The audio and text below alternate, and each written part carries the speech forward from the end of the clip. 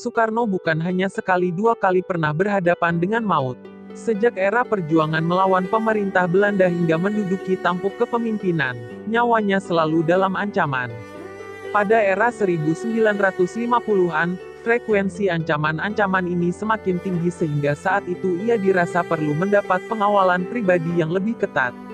Salah seorang yang berada di lingkaran pengamanan Soekarno adalah Kolonel Purnawirawan H.W. Sriono yang bertindak sebagai staf ajudan. Sriono dipilih pada 1952 untuk melaksanakan tugas-tugas secara fisik serta pengamanan untuk Soekarno. Jadi kalau kemana Bung Karno pergi, mereka mengadakan advance dulu. Tujuan Bung Karno kemana? Kami datengin dulu. Kami cek tempat yang akan dipakai, acara, siapa penanggung jawabnya, dan persiapan makan-makannya. Lalu, sampai tidur, persiapan tempat tidurnya dan sebagainya itu semua kami cek. Kalau sudah merasa aman dan kami yakin akan aman, baru kami laporkan ajudan. Jadi, bisa presiden dibawa ke situ. Jelas Sriono itu di Gedung Wirapurusa LVRI DKI Jakarta. Ada beberapa usaha pembunuhan yang sangat diingat oleh Sriono ketika menjadi staf ajudannya sejak usia 22 tahun. Peristiwa pertama yaitu pelemparan granat di sekolah dasar Cikini yang dikenal dengan sebutan Jumat Durjana. Saat itu Soekarno sedang melakukan inspeksi atau kunjungan ke SD Cikini, sekolah tempat putri kandungnya, Megawati Soekarno Putri belajar.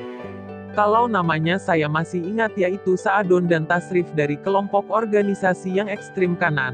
Tapi alhamdulillah Bung Karno tidak sampai meninggal. Terkena sedikit pun tidak, tapi anak pelajar banyak yang kena. Ada yang sampai meninggal, kenang Sriono. Peristiwa selanjutnya yakni terjadi di dalam Istana Presiden.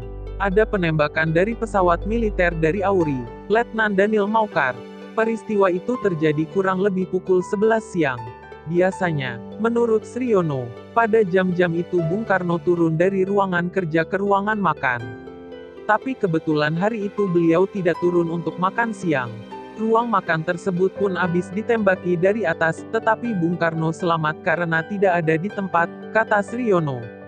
Pada perayaan Idul Adha pun usaha pembunuhan masih terus terjadi. Saat sedang mengadakan salat Idul Adha, ada simpatisan DI atau TI yang mengeluarkan senjata dan langsung menembak ke arah Soekarno dari belakang. Meski ancaman datang dari jarak hanya 5-6 meter, Bung Karno tidak terluka sama sekali karena tembakan meleset. Hanya saja, peluru mengenai bahu Imam Salat Id yang juga ketua DPR kala itu, Zainul Arifin. Itulah sepenggal kisah Soekarno yang lolos berkali-kali dari maut karena kesaktiannya.